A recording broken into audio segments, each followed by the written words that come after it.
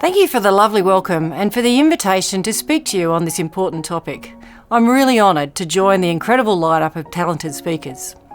Today, I wanted to take the opportunity to talk about role models and how important it is for each one of us to pave the way for the next generation as we head into a rapidly accelerating future. For me, there has been no greater honour than to serve my country. I have had the opportunity to take on some amazing roles during my career, but it would not have been possible without the incredible role models along the way. Each one of them has helped shape me into the leader I am today, which in turn will help me to inspire the next generation. Who are our role models and why do we need them? The first person I remember ever having a material impact on my ambition was Neil Armstrong. In 1969, as a 3-year-old, I watched on in awe as Lieutenant Armstrong descended the ladder of the lunar lander and uttered the first words ever spoken on the moon. It's one small step for man, one giant leap for mankind. It was an incredible moment for humanity and millions of aspiring engineers that were probably created at that moment. I was no different. It was only later in life, when I was older and had time to reflect, that I realised that actually my most important female role model was probably my mother, Beth. Mum was part of a very small number of young women who went to university, and of that cohort, she was part of an even smaller number of young women who studied and achieved a Bachelor of Science. She was a chemistry specialist and would have loved nothing more than to pursue a career in science, but her education was paid for by the Teachers' College, so she became a teacher. It was there she used her intellect to shepherd a new generation of young Australians into the field of STEM. Unfortunately, when she and my dad started their family, she was, like so many other women at the time, expected to leave the workforce. It is easy to understand how people in that situation would feel resentful or bitter at this, but whatever frustration or disappointment she may have felt at the expectations society placed on her, she was determined that her children would not feel the same. So, with 4 children under 5 years old, she studied again and became a professional librarian. My mum was a constant source of support and encouragement. She expressly encouraged me to push boundaries, which I did by becoming one of the first female aerospace engineers in Australia. The power of role models is to lead the way and support the people who come after them out of a desire to see a better world. They lay the foundations for the next generation, enabling them to leap forward. With the increasingly complex geostrategic environment, a key part of my role within Air Force is to envisage our future workforce, one that is powered by the talent of our people with the right skills in the right environments to be the core of our competitive advantage. As our environment becomes more uncertain and disruptive, we will only succeed if our people and systems are agile enough to adapt faster than our competitors. We have to move beyond traditional models and mindsets to drive creativity, agile thinking and diversity of thought. Diversity is key to driving innovation and collaboration. Females bring unique perspectives, different ways of solving problems, and different ways to influence outcomes. We don't need one type of woman, we need every type of woman. We need risk takers, change makers, and rule breakers. We also need young women with a strong STEM foundation. To succeed in the future, we need female role models who break the mould. At Air Force, we understand this and took an innovative approach. We developed an animation of Jasper, an adventurous young girl with big dreams to fly. Let's have a look at Jasper's story now.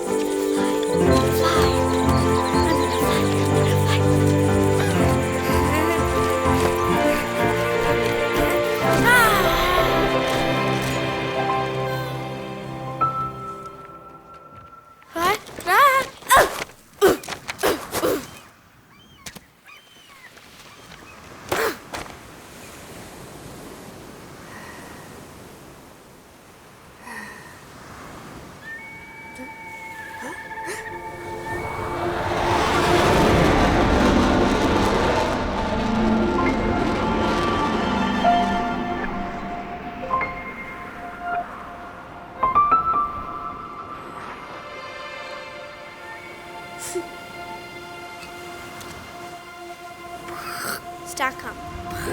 Starcom. This is Jasper. Starcom, this is Jasper. Elevator, Angels 30.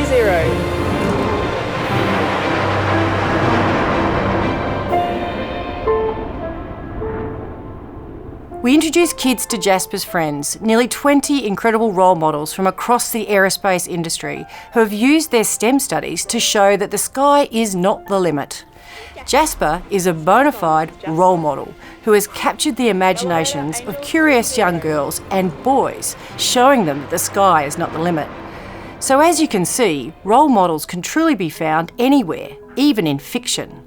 In fact, many people, just like my mum, aren't even aware that they are role models. I can almost guarantee that each of you are already a role model. With almost perfect certainty, there has been a person in your life who has looked at you and admired you.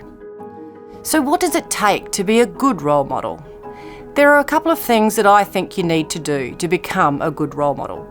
For starters, you need to be trustworthy, because honesty and integrity are values that should be fostered in our next generation of leaders. Secondly, as a mentor, you need to be able to advise people in an honest manner, free from self-interest.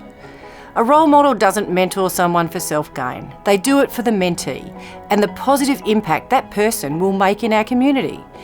That doesn't mean that as a mentor you can't benefit. In fact, you can have a reverse role model. An example of this was when I agreed to meetings with Dr. Bianca Capra, an aerospace engineer who specialises in hypersonics and lectures at the University of New South Wales. Bianca organises STEM camps for young women in a program called YOWI, Young Women in Engineering.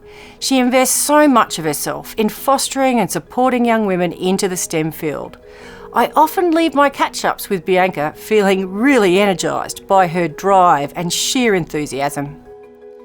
Being a role model is a two-way exchange, not a broadcast downward. If you treat it as such, you will rob yourself of an amazing opportunity to grow. The next thing you need to do is have a strong moral compass. There are plenty of people out there who are much admired, but sometimes don't deserve it. What we need in our role models is someone who has the guts to do what's right in the face of social indifference or resistance. We're here today because some of the people who, despite our social expectations, took a stand, and because they knew it was morally correct. An example of this is Australian suffragette Mary Lee, who would irrepressibly move about her home state of South Australia and speak eloquently on the right of women to vote. She did this despite the torrent of abuse from people who argued on traditional ground against women voting. Mary Lee died several years before voting was extended to South Australian women. However, this would not have changed anything about her passion and advocacy. Societies grow great when people plant trees despite knowing they will never enjoy their shade. In your own small way, be a Mary Lee to the people in your community. What makes our stories valuable to people is when you've achieved something and you can connect your experience and knowledge onto someone. And that connection should not just be gender. I don't admire people because they're a man or a woman. I admire people because of their qualities as a human. Additionally, I think the more women who profile themselves with male role models will help break down some of the unconscious biases in our male-dominated leadership. The changing face of leadership in an accelerating world. As the pace of change accelerates, as role models, we need to be able to demonstrate the ability to pivot quickly. This year has taught us to expect the unexpected. And as we have seen from many leaders and businesses, agility, decisiveness and compassion are all essential traits. Speaking of the unexpected, sometimes your role models will find you when you least expect it. And I need to share with you a story that happened earlier this month in country New South Wales. Air Force has been launching a series of high-altitude balloons into the stratosphere as part of our Advanced Sensing program. We added a 3D printed Jasper onto one of the balloon payloads and filmed her ride into the stratosphere for Science Week. All was well until the balloon carrying Jasper got caught in a jet stream coming down to Earth.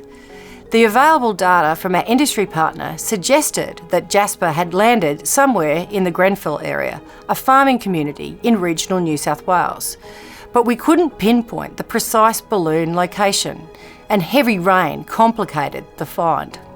Our industry partner decided to crowdsource help from the local community and offered a reward to find the payload.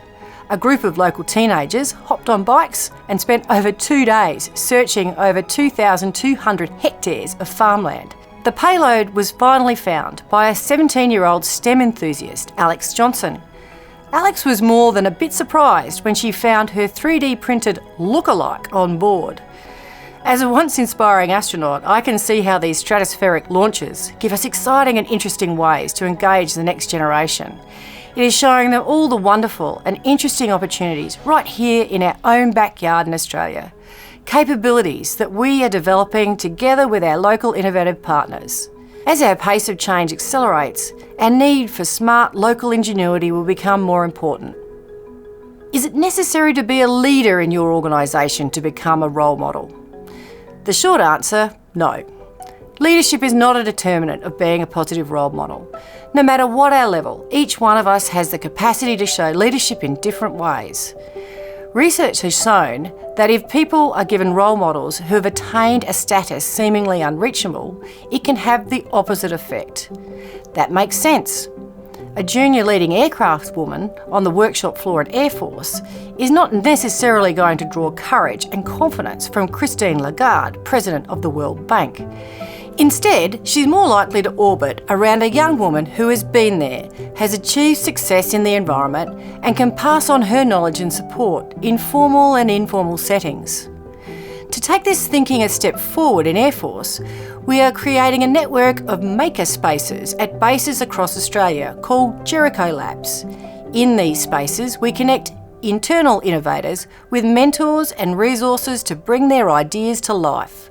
Our research into these maker spaces showed us that it is important to have spaces where people feel comfortable just to hang out and share ideas. Informal networking is just as important as formal. People have role models at all levels of the organisation. A peer role model is just as important as someone more senior up the chain. They may serve different needs. This was certainly my experience when I was a young engineer planning flight operations. My role model was the first female engineer to do that job 4 years earlier, my friend and colleague Jenny Fantini. It's never easy being the first, and she navigated so many entrenched attitudes and biases as a female pioneer in that job. Her advice and guidance made it so much easier for me to succeed. I often thank her and never let her forget that she was a role model for me. I've spent 35 years in the Air Force and I still struggle when someone tells me I'm a role model. But I've learnt to embrace it, because if someone can look at my experience as an engineer, a senior defence official or a devoted working parent, I will happily take the title. We need strong female role models to move us forward. Each of us is inspiring the next generation of brave and bold females. Please know that someone out there admires you and would cherish your help. Join people like Mary Lee and my mum, who through their support of the women around them contributed to the progress we are all enjoying today. Who will you inspire next?